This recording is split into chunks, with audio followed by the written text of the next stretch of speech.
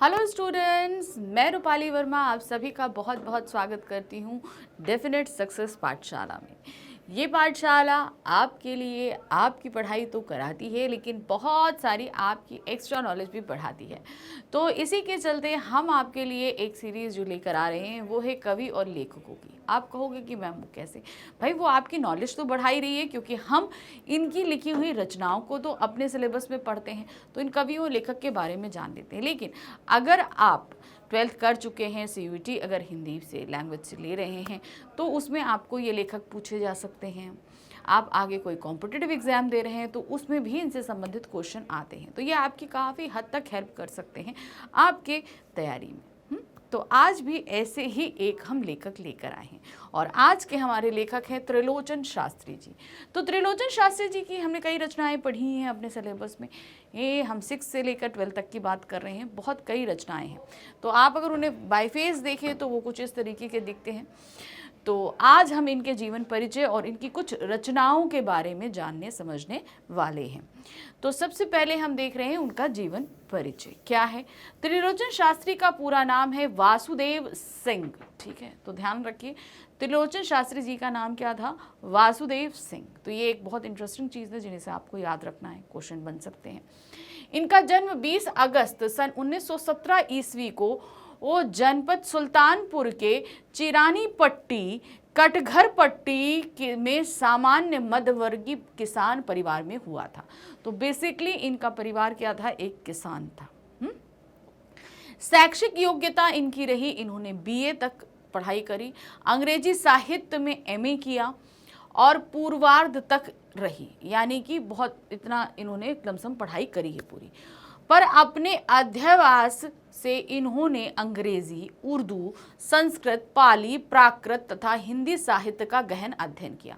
तो एक जो सिलेबस की पढ़ाई होती है वो तो इन्होंने अपनी पूरी करी ही करी। ठीक है, MA तक इन्होंने किया, लेकिन इसके साथ साथ उन्होंने अपना अध्ययन खुद भी जारी रखा, अलग से भी अपना अध्ययन करते रहे, इन्होंने कई सारी भाषाएं सीखी, जिसमें इन्होंने अंग्रेजी, उर्दू, संस्कृत, पाली, प्राकृत तथा हिंदी साहित्य का गहन अध्ययन किया।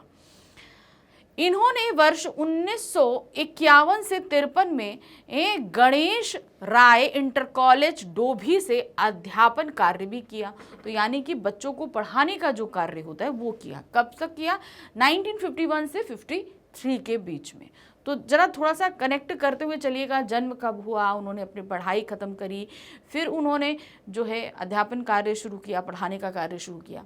आज जनवार्ता, समाज, प्रदीप, हंस और कहानी पत्रिकाओं के संपादन कार्य में सहयोग भी किया। ठीक है, तो ये कुछ पत्रिकाएं हैं जिन्होंने उनमें संपादन कार्य भी किया था। 1970 से 72 में विदेशी छात्रों को हिंदी, उर्दू और संस्कृत की शिक्षा प्रदान करी। कुछ वर्षों तक दिल्ली विश्वविद्यालय में द्वैभाषिक कोश उर्दू हिंदी परियोजना में भी कार्य किया। तो देखिए, इनकी नॉलेज इतनी अच्छी थी कि ये विदेशी छात्रों को भी लैंग्वेज तो सिखा ही रहे थे, लेकिन द्वैभाषिक कोश यानी कि एक भाषा से दूसरी भाषा में कन्वर्जन, यानी कि उर्दू से हिंदी में, उस पर भी इन्होंने बहुत सारा कार्य किया। मुक्तिबोध सृजन पीठ के अध्यक्ष के रूप में सागर विश्वविद्यालय मध्य प्रदेश में कार्यरत रहे। तो सागर यूनिवर्सिटी जो है उसमें भी ये कार्यरत रह चुके हैं। उन्हें ताप के ताए हुए दिन संग्रह पर साहित्यिक अकादमी पुरस्कार भी प्राप्त हुआ। तो इनका एक संग्रह रहा ताप के ताए हुए दिन, इसके लिए उन्हें जो है साहित्य अकादमी पुरस्कार मिला।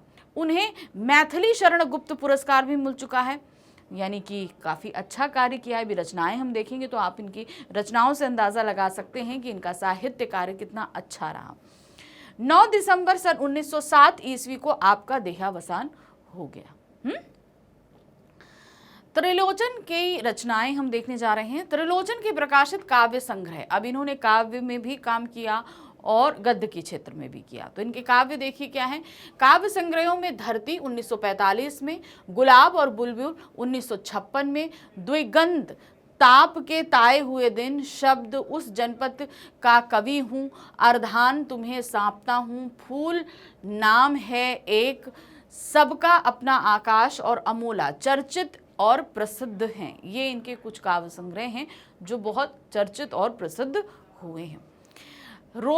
रोजना मचा नाम से उनकी डायरी भी प्रकाशित हुई है।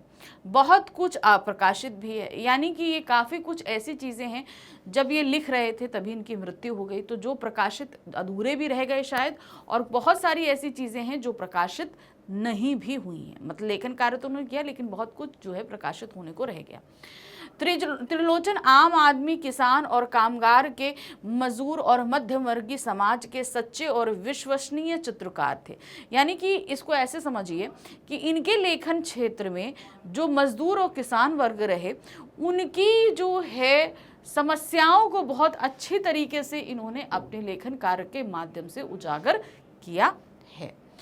कविता की काल्पनिकता के रोमानी आकाश में धरती पर उतार कर सबके सुख दुख, सबकी पीड़ा, सबकी करुणा से व्यापक जन संसार को उन्होंने जोड़ा है। तो यानी कि देखिए, बहुत सारी ऐसी चीज़ें, दुख तकलीफ होती हैं जो हिडन होती हैं। मान लीजिए जैसे हम कहेंगे, हम ऊपर बैठकर समुद्र की गहराई को हम भांप सकते हैं, लेकिन जाकर उसके हम वहाँ पर नीचे जो मछलियाँ हैं, जो चीज़ें हैं, उसके वातावरण को हम समझ नहीं सकते।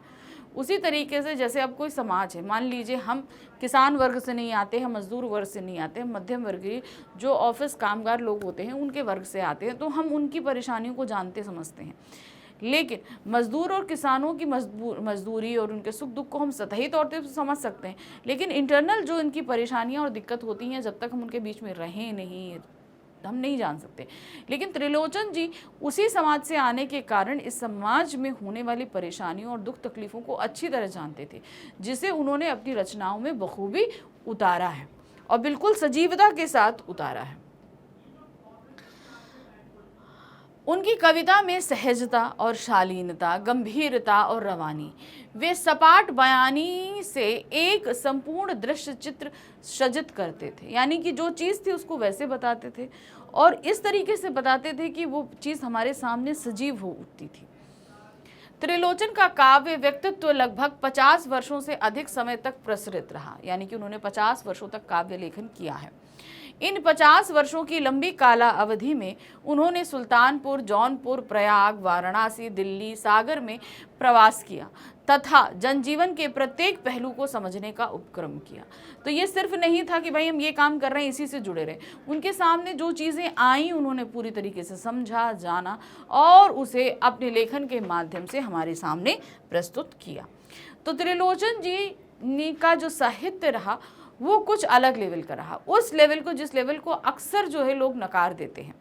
यानी कि उस वर्ग की परेशानियों को निकाल के हमारे सामने रखा और सजीवता के साथ रखा और हम जान सके कि किसान और मजदूर वर्ग भी जो है किन परेशानियों को फेस करते हैं। वैसे तो हम सतही तौर पर उनकी परेशानियों को जानते हैं, लेकिन डीपली क्या क्या चीज़ें होती हैं ये समझना थोड़ा सा मुश्किल होता है।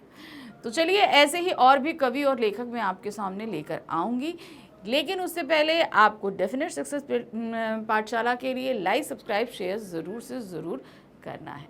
ठीक है, तो जल्दी से लाइक करिए, सब्सक्राइब कीजिए और शेयर कीजिए, क्योंकि यहाँ पर आपकी पढ़ाई तो अच्छी सी हो ही रही है, बाकी और भी बहुत सारी इन्फॉर्मेशन आपको दी जाती है। चलिए मिलते हैं अगली बार फिर से एक कवि और लेखक के साथ। Thank you for watching, bye bye.